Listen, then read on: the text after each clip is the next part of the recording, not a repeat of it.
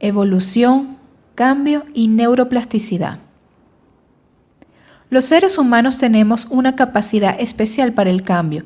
Mediante el lóbulo frontal podemos trascender las conductas preprogramadas que están genéticamente compartimentadas dentro del cerebro humano, la historia registrada del pasado de nuestra especie. Dado que nuestro lóbulo frontal ha evolucionado más que el de todas otras especies sobre la Tierra, tenemos una tremenda adaptabilidad y con ella viene la elección, el propósito y la conciencia plena. Poseemos una piecita avanzada de la biotecnología que nos permite aprender de nuestros errores y defectos, recordar y modificar nuestra conducta de modo que podamos hacer un mejor trabajo en la vida. Es cierto que gran parte del comportamiento humano está preestablecida genéticamente. Todas las formas de vida están preordenadas para hacer lo que expresan genéticamente y debemos aceptar que mucho de lo que somos como seres humanos está predeterminado por nuestros genes. No obstante, no estamos condenados a vivir en nuestra existencia sin contribuir con alguna forma de obsequio evolutivo para las generaciones futuras. Podemos sumar algo al progreso de nuestra especie aquí en la Tierra, porque, a diferencia de otras especies, en teoría tenemos el hardware para desarrollar nuestras acciones en una vida. Las nuevas conductas que llevamos a cabo brindarán nuevas experiencias que deberían ser codificadas en nuestros genes, tanto para el presente como para la posteridad. Esto nos lleva a considerar lo siguiente. ¿Cuántas experiencias nuevas tuvimos en los últimos tiempos? La ciencia de la biología molecular está empezando a investigar el concepto de que, dadas las señales correctas, nuestros genes son cambiantes como nuestras células cerebrales. La pregunta es, ¿podemos brindar el tipo correcto de estímulo a las células de nuestro cuerpo, ya sea química o neurológicamente, para abrir su gigantesca biblioteca de información genética latente todavía sin uso? En otras palabras, al manejar nuestros pensamientos y reacciones, podemos hacer intencionalmente que el elixir químico correcto conduzca al cerebro y al cuerpo de un constante estado de tensión a un estado de regeneración y cambio. ¿Podemos escapar de los límites de nuestra biología y lograr una mayor evolución como seres humanos? Mi intención es demostrarle, tanto teórica como prácticamente, que existe una biología verdadera para el cambio, manteniendo un cambio en su mente. ¿Nos es posible abandonar al antiguo modelo que implica que nuestros genes crean enfermedad? ¿Podemos especular más allá del credo más reciente que establece que el ambiente activa los genes que crean la enfermedad? ¿Es posible que al manejar nuestro propio ambiente interno, independientemente del ambiente externo, mantengamos o cambiemos nuestros genes? Porque sucede que de 2 empleados de una fábrica que trabajan codo a codo durante 20 años, estando expuestos a los mismos químicos cancerígenos, uno desarrolla el cáncer y el otro no. Con seguridad, debe haber un elemento de orden interno en funcionamiento en esta situación, un elemento que sobrepasa la continua exposición ambiental a productos químicos dañinos que, según se sabe, alteran genéticamente los tejidos. Un corpus creciente de conocimiento apunta a los efectos del estrés en nuestro cuerpo. Vivir con estrés es vivir en un estado primitivo de supervivencia que es común a la mayoría de las especies. Cuando vivimos para sobrevivir, limitamos nuestra evolución, porque los químicos del estrés siempre impulsarán a nuestro cerebro, el gran pensador, a actuar en el nivel de sus sustratos químicos. En efecto, nos volvemos más animalizados y menos divinos. Las sustancias químicas del estrés son los revoltosos que empiezan a alterar nuestro estado interno y aprietan el gatillo del colapso celular. En este libro examinaremos esos efectos en el cuerpo. Es el exceso de estrés agudo Es el exceso no de estrés agudo, sino el estrés crónico a largo plazo lo que debilita nuestros cuerpos. Mi objetivo es que aprenda acerca de los efectos del estrés en el cuerpo, de modo que se cree en usted un nivel de autoconciencia que haga que se detenga y se cuestione. ¿Este alguien o algo en verdad vale la pena de estresarse? A menudo es como si no pudiéramos sacudirnos esos estados internos de conmoción emocional. Nuestra dependencia de esos estados químicos nos llevan a experimentar confusión, infelicidad, agresión y hasta depresión, por nombrar solo algunos efectos.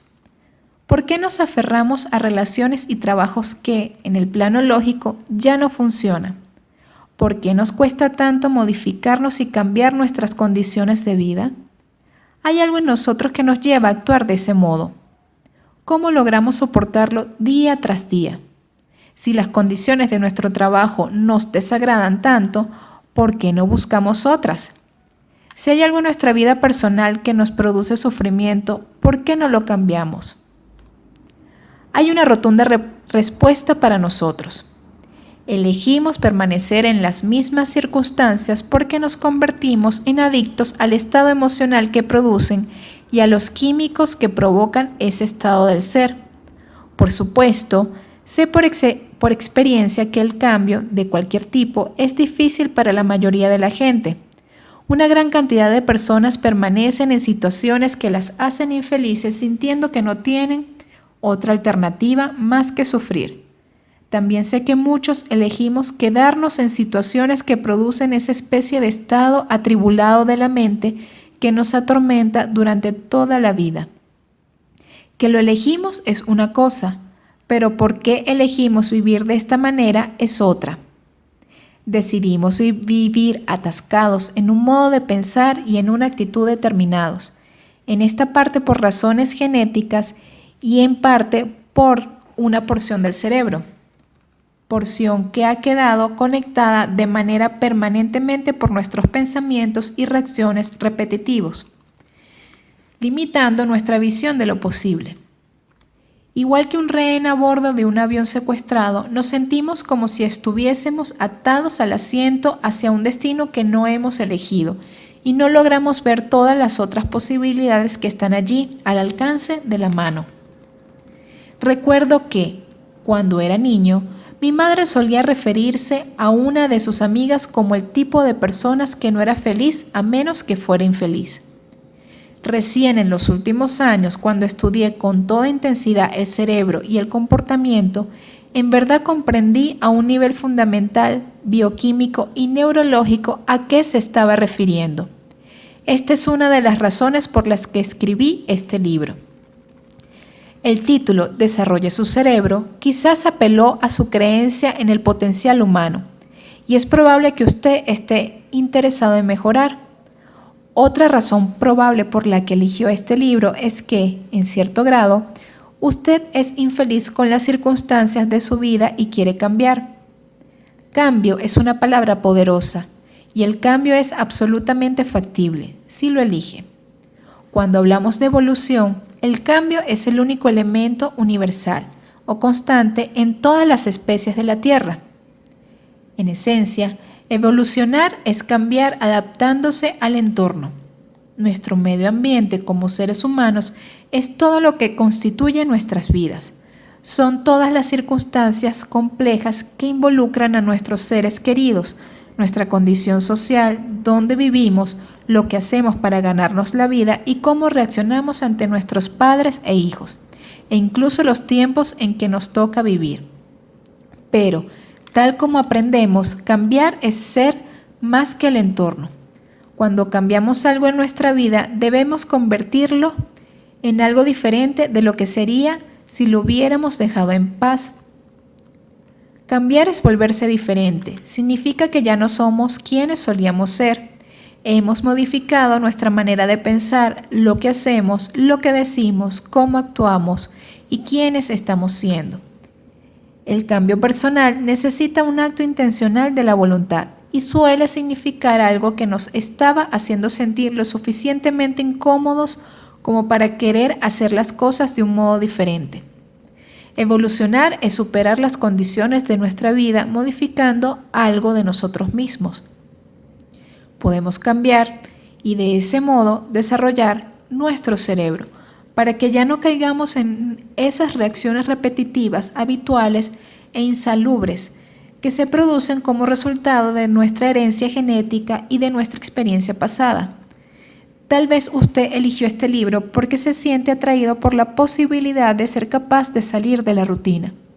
Quizás quiera aprender la manera de usar la capacidad natural del cerebro, de la neuroplasticidad, la capacidad de reconectar y crear nuevos circuitos neuronales a cualquier edad, para efectuar cambios sustanciales en la realidad de su vida. Del desarrollo del cerebro es de lo que trata este libro.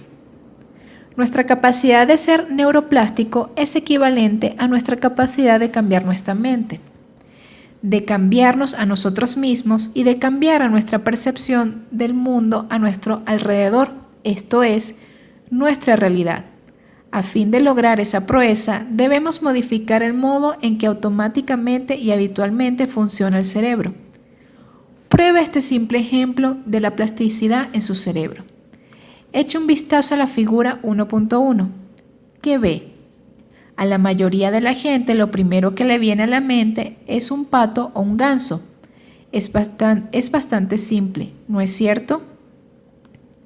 En este ejemplo, la forma familiar del dibujo frente a usted provoca que su cerebro reconozca un patrón en la figura de algún tipo de ave.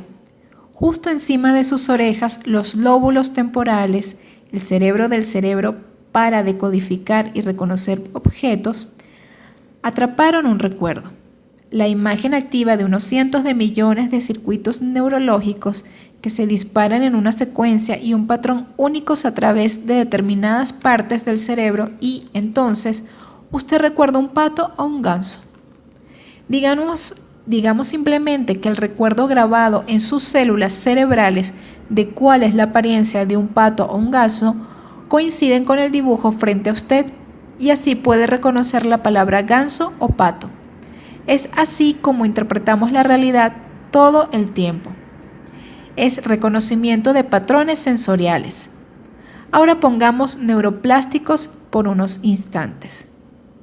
¿Qué pasa si le pido que ya no vea un pájaro, sino un conejo? Para lograr esta proeza, su lóbulo frontal deberá obligar al cerebro a enfriar los circuitos que se relacionan con las aves y a reorganizar el cableado para imaginar un conejo en lugar de una criatura emplumada con un eterno afecto por el agua. A través de la capacidad de lograr que el cerebro renuncie a su conexión interna habitual y dispare nuevos patrones y combinaciones es como la neuroplasticidad nos permite cambiar. Igual que en el ejemplo de la figura 1.1, salir de un hábito de pensamiento, acción, sensación, sentimiento, percepción o conducta es lo que le permite a usted ver al mundo y a sí mismo de manera diferente. Y la mejor parte de este experimento en la plasticidad es que el cerebro cambió para siempre. Rastreó neurológicamente una nueva manera de encender circuitos, haciendo que los nuevos patrones neurológicos funcionen de otro modo. Usted cambió su mente al alterar el atípico patrón que se encendía el cerebro y al fortalecer las nuevas cadenas de conexiones celulares y, por lo tanto, usted cambió también. A nuestros fines, los términos cambio, neuroplasticidad, desarrollo y evolución tienen un significado similar. El propósito de este libro es que pueda ver el cambio y la evolución tienen que ver con el romper el hábito de ser usted. Lo que descubrí al estudiar el cerebro y sus efectos en la conducta durante los últimos 20 años me ha dado una gran esperanza de los seres humanos y en nuestra capacidad para cambiar. Esto contradice lo que se pensó durante largo tiempo.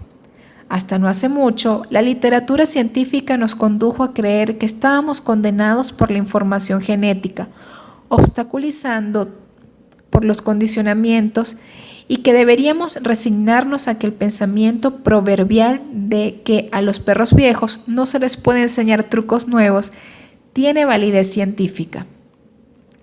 Esto es lo que quiero decir.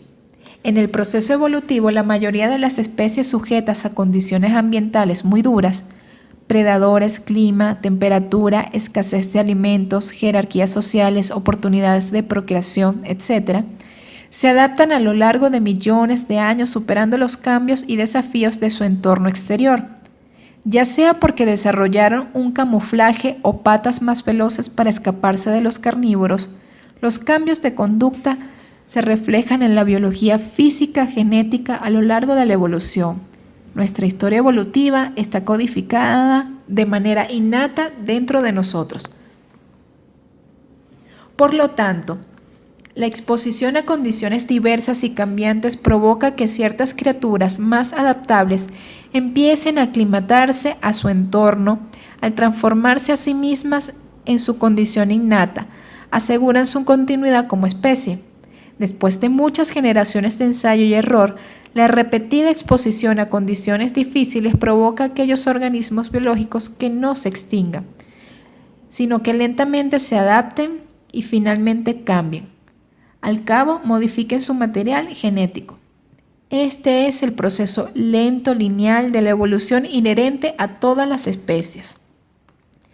El entorno no varía, los desafíos son superados, la conducta y las acciones se alteran para adaptarse. Los genes codifican las modificaciones y se produce la evolución al registrarse la transformación para el futuro de la especie. El linaje del organismo ahora es más adecuado para soportar los cambios en su mundo. Como resultado de miles de años de evolución, la expresión física de un organismo es igual o más fuerte que las condiciones del entorno. La evolución almacena los recuerdos duraderos de incalculables generaciones. Los genes codifican la sabiduría de una especie siguiendo la pista de sus cambios. El premio por tales esfuerzos serán patrones de conducta congénitos como instintos, aptitudes naturales, hábitos, impulsos innatos, comportamientos ritualistas, temperamento y percepción sensorial aguda. Tendemos a pensar que lo que recibimos genéticamente se convierte en un programa automático y que solo podemos vivir ajustados a él. Una vez activados nuestros genes, ya sea por el reloj de algún programa genético o por el condicionamiento del entorno, naturaleza versus medio ambiente, estamos conectados para comportarnos de modos determinados. Es cierto que nuestra información genética ejerce una poderosa influencia en nuestra manera de ser, como si viviéramos conducidos por una mano invisible hacia hábitos predecibles y propensiones innatas. Por lo tanto, superar los desafíos en el entorno significa no solo que debamos demostrar una voluntad más fuerte que nuestras circunstancias, sino que también debemos romper con antiguos hábitos soltando los recuerdos codificados de experiencias pasadas que pueden haber perdido vigencia y ya no aplicarse a nuestras condiciones actuales. Entonces, evolucionar es romper con los hábitos genéticos a los que tendemos y usar lo que aprendimos como especie solo como una plataforma sobre la cual pararnos y, a partir de allí, seguir avanzando. Cambiar y evolucionar no es un proceso cómodo para ninguna especie. Superar nuestras propensiones innatas, alterar nuestros programas genéticos y adaptarnos a las nuevas circunstancias ambientales requiere voluntad y determinación. Enfrentémoslo. El cambio es inconveniente para toda criatura, a menos que sea vista como una necesidad. Renunciar a lo viejo y abrazar lo nuevo es un gran riesgo. El cerebro está estructurado tanto macroscópica como microscópicamente para absorber y captar información nueva y luego almacenarla como una rutina. Cuando ya no aprendamos cosas nuevas o dejamos de cambiar antiguas costumbres, solo nos queda vivir en la rutina. Pero el cerebro no está diseñado simplemente para dejar de aprender. Cuando ya no actualizamos al cerebro con información nueva, este se configura de manera estructurada y se satura de programas de conductas automáticas que ya no contribuyen a la evolución. La adaptabilidad es la capacidad de cambiar. Somos inteligentes y capaces. Podemos, en el lapso de una sola vida, aprender cosas nuevas, romper con viejos hábitos, cambiar nuestras creencias y percepciones, superar circunstancias difíciles, dominar aptitudes y, de manera misteriosa, convertirnos en seres diferentes. Nuestro gran cerebro es el instrumento que nos permite avanzar a un ritmo tan acelerado. Como seres humanos, parecería que solo es una cuestión de elección. Si la evolución es nuestro aporte al futuro, entonces nuestro libre albedrío es el modo en que iniciamos el proceso. Sin embargo, la evolución debe empezar por cambiar al yo individual, para alentar la idea de que empezar por uno mismo piense en la primera criatura, por ejemplo, el integrante de una manada de una conciencia grupal estructurada, que decidió separarse del comportamiento habitual del resto. A cierto nivel, la criatura debe haber intuido que actuar de una manera nueva y romper con la conducta normal de la especie podría asegurar su propia supervivencia y, probablemente, el futuro de sus congéneres. ¿Quién sabe? Tal vez incluso nuevas especies enteras fueron creadas de este modo. Para dejar atrás lo que se considera normal en el seno de la convención social y crear una nueva mente, se necesita ser un individuo. Esto vale para cualquier especie.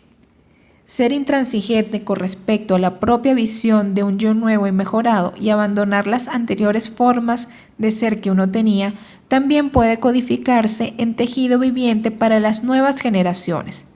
La historia recuerda a los individuos por semejante distinción. Entonces, la verdadera evolución es usar la sabiduría genética de las experiencias pasadas como materia prima para nuevos desafíos. Lo que este libro ofrece es una alternativa, científicamente basada al modelo de pensamiento que nos dijo el cerebro. En esencia, está configurado con circuitos que no admiten cambios, que poseemos, o mejor dicho, que somos poseídos por, una especie de rigidez neuronal que se refleja en el tipo inflexible y habitual de conducta que solemos ver. La verdad es que somos maravillas de flexibilidad, de adaptabilidad y de una neuroplasticidad que nos permite reformular y reprogramar nuestras conexiones neuronales y producir las conductas que queremos. Tenemos mucho más poder para alterar nuestro propio cerebro, nuestros comportamientos y nuestra personalidad y, en definitiva, nuestra realidad de lo que creíamos posible. Conozco de estas verdades porque he visto con mis propios ojos y he leído acerca de cómo ciertos individuos se elevaron por sobre sus circunstancias actuales, se pusieron en pie ante la arremetida de la realidad tal como se les presentaba e hicieron cambios significativos.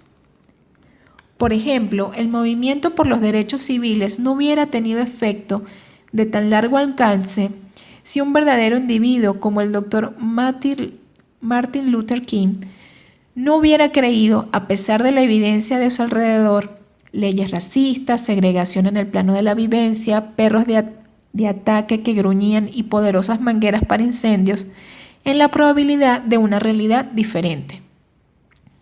Si bien en su famoso discurso el Dr. King lo llamó sueño, lo que en verdad estaba provocando y viviendo era un mundo mejor donde todos fueran iguales. ¿Cómo pudo hacerlo? Decidió instalar en su mente una nueva idea de acercarse a la libertad para él y para una nación. Y esa idea fue más importante que las condiciones de su mundo exterior. Fue intransigente al aferrarse a esa visión. El Dr. King no deseaba alterar sus pensamientos, acciones, conducta, lenguaje o mensaje en respuesta a nada externo a él. Nunca cambió la imagen que tenía de su interior acerca de un nuevo entorno, a pesar de su entorno exterior, aun cuando eso significaba una ofensa a su cuerpo.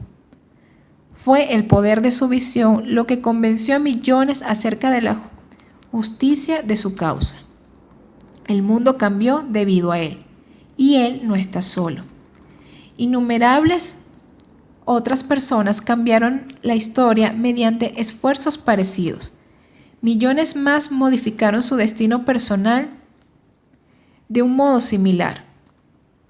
Todos podemos crear nueva vida para nosotros y compartirla con los demás. Como ya hemos visto, tenemos el tipo de hardware en nuestro cerebro que nos permite ciertos privilegios exclusivos. Podemos guardar un sueño o idea en nuestra mente por largos periodos de tiempo, a pesar de que las circunstancias ambientales externas. También tenemos la capacidad de instalar otras conexiones en nuestro cerebro, porque somos capaces de hacer que un pensamiento sea más real para nosotros que cualquier otra cosa en el universo. En definitiva, ese es el propósito de este libro.